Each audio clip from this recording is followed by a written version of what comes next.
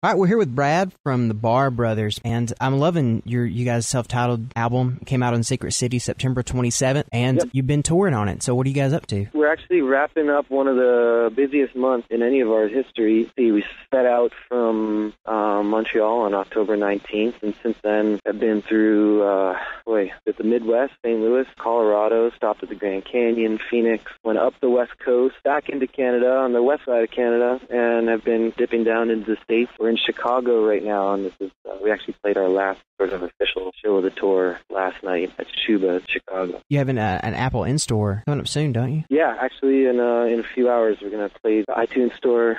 One of the few iTunes stores here in Chicago. I guess that they are well proliferated here in Chicago. So after you guys kind of finish out doing all your touring and stuff, what's next for the Barr Brothers? Hopefully come down to Alabama. Yeah, absolutely. Yeah, we've never brought this band further south than Philadelphia, and I would really love to bring it down there. You know, a lot of the inspiration for the songs on this record were inspired by a good friend of mine from Virginia, one of my favorite songwriters in the world, Nathan Morris. I think there's definitely a touch of Southern soul on this. Yeah, absolutely. Record. You know, I mean, some of our favorite music in the world comes from the South and from, especially from Delta. So we'd be eager to get down there and experience it. We'd be very eager to have you guys, because it is a sound that we're kind of used to down here, but it's strange to hear it done so well from someone that's, never been here. A Yankee? Yeah.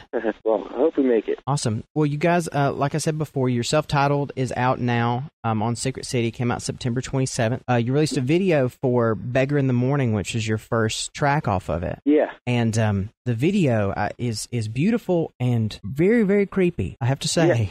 Yeah. How did that come together? I mean, what's the whole story behind that? Well, for the folks that haven't seen the video, it's the work of an artist from British Columbia, a friend of ours named Stefan Bircher, who's actually Swiss-German guy. Totally wild guy, kind of looks like Keith Richards and acts like him a little bit. And Stefan has, over the years, he's been making these figurines out of tiny animal bones and shells and sort of found objects. So he creates essentially, little almost like puppets out of bones and things like that. And then he makes them move, like connects parts of them to old little motors, very creaky little motors and springs. So they're animated sculptures, and he built a version of a band, sort of our little miniature avatar version of us playing our instruments, as well as a whole dance floor of people.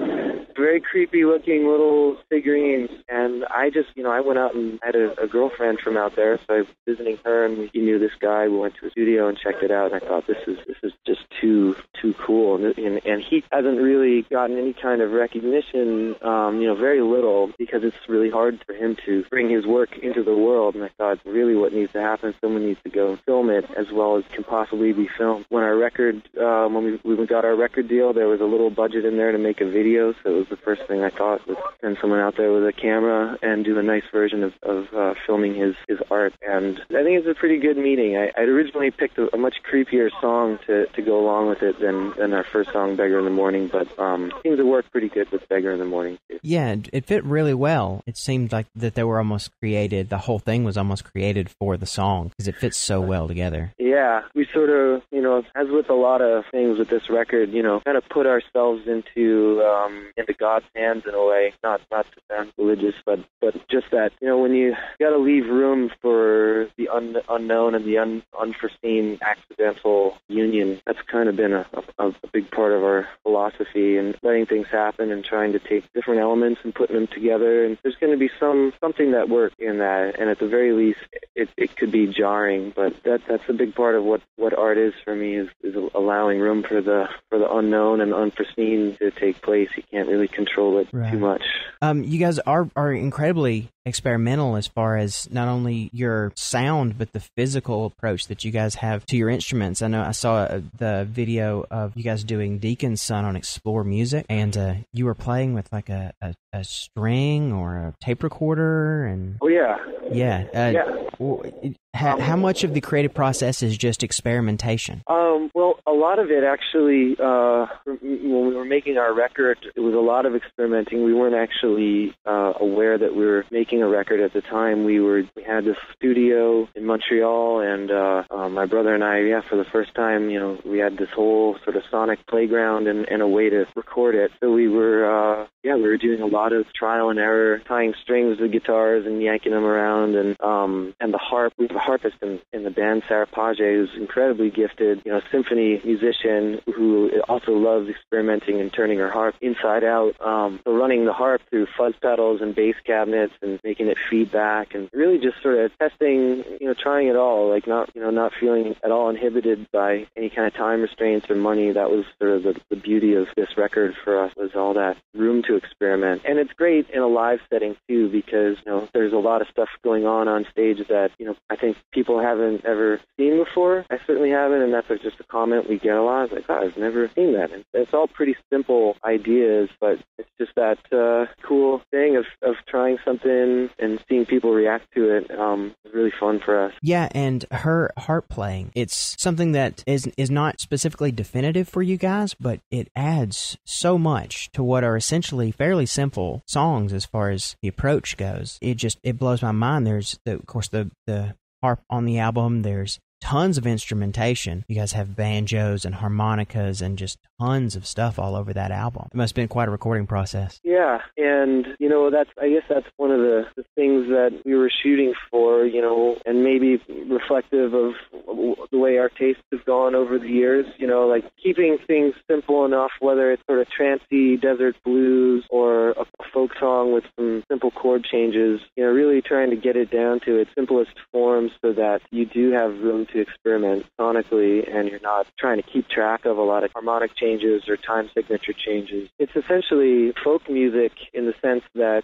there's so many different traditions of folk music and people, different cultures, versions of folk music, and there's also a way that they're all related. The source of the blues or the source of folk music, singer-songwriter, country blues, kind of try and get to the very, as close to the source as we can with our tools, and within that, it opens up the playground for experimentation. And a lot of it is very unknown for us. A lot of it, like Sarah talks about, being, constantly in a state of uncertainty and, kind of out of her element. And I think that's kind of a place we enjoy, keep it simple, but you're kind of constantly asked to find a new way into this stuff. Right. And again, we're here with Brad Barr from the Barr Brothers. Now, you and your brother were in Slip, which I'm sure a lot of our fans have heard of. You guys were in Slip, were really improvisational. Has that transferred over into the Barr Brothers, that kind of sense of improvisation and unknowingness? I think so, yeah. I think it has. I mean, I know it has, and it's a different form. The Slip really relied on it, take the stage sometimes, not really those set lists, sort of let the stuff morph together. And everyone in this band, the Barr Brothers, has done a share, the share of improvising and experimenting. Andres Vial plays pump organ and bass and percussion and vibes. He's, I first heard of him. He was playing bebop in a little, smoky little jazz bar and just killing it. And Sarah's done a lot of experimental harp playing. The sense of improvisation is always there. It's just sort of refined and subtler, I think. And in some of the songs, there's not that, grand sense of improvisation. It's within sort of context of a song, and you can change a thing here and there. For me, I'm always learning how to rephrase the lyrics of a song. To be honest, yeah, it's a lot less improvisation than with, bands like The Slip. It's certainly more of a presentation of arrangements that we've come up with, and within those arrangements we always leave room for improvisation. And that's interesting that you say that you reorganize or that you find ways to restate your lyrics, because that sometimes seems, even with some of the most improvisational bands out there, the lyrics are the one things that you don't change. Well, it's sort of the voice is for me the instrument that I'm least familiar with in terms, whether it's between the guitar and the voice is the one I'm still kind of experimenting and finding my own way of doing it. So we actually at the Harp Factory in Chicago Oh, where really? they make Sarah's harp. So, but yeah, vocally, I've actually it's been sort of the place where I find the most openings these days, and actually like really enjoy singing and enjoy experimenting with it. Before it was tedious, in the slip it was kind of hard to pull it off for me. I just hadn't done enough of it. With the Barr brothers, I'm actually finding a bit of a playground for the voice. You sound a lot more comfortable now than you did then, and a lot more guided with the music as well, but feels a lot more natural now than it did back then, at least from this end. Well, a big part of it for me is having the lyrics and the text,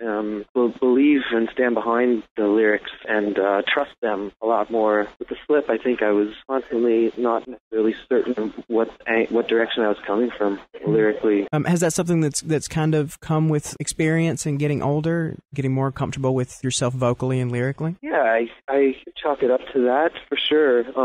Just taking more care with the lyric, and feeling like when you have more experiences, a little more wisdom, you have a little more insight into your own humanity and people around you and kind of ideas that move you.